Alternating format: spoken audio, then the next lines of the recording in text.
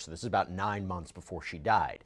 And she reportedly approached strangers near the convenience store, including a homeless man, begging for help, eventually telling the store manager that her stepmother was abusing her.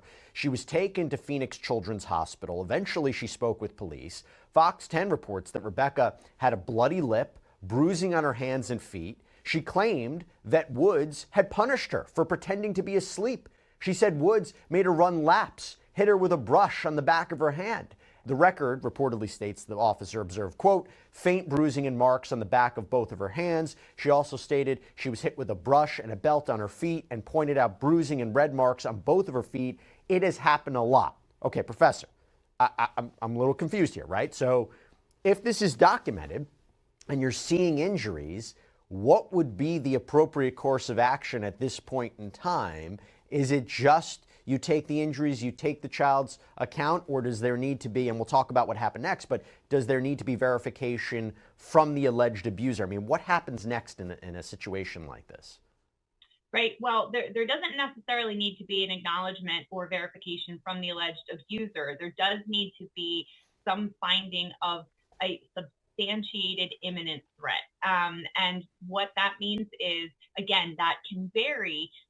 In this particular instance, it could have meant that the caseworker observed abuse, physical assault or abusive behavior happening in real time between Rebecca and her father or stepmother. It could mean that the parents or again, the father or the stepmother were not in a position to care for Rebecca, meaning that they were incarcerated or hospitalized or otherwise incapacitated or under the influence of some intoxicating substance that would render them incapable of caring or attending to her, supporting care.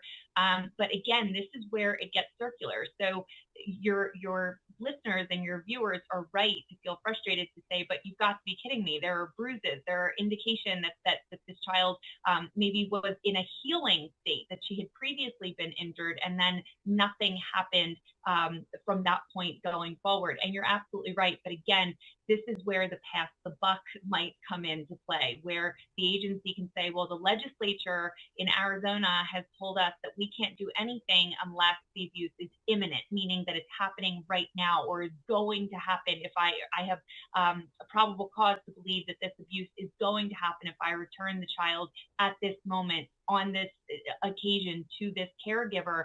And again, the tendency or the inclination is to keep these families united.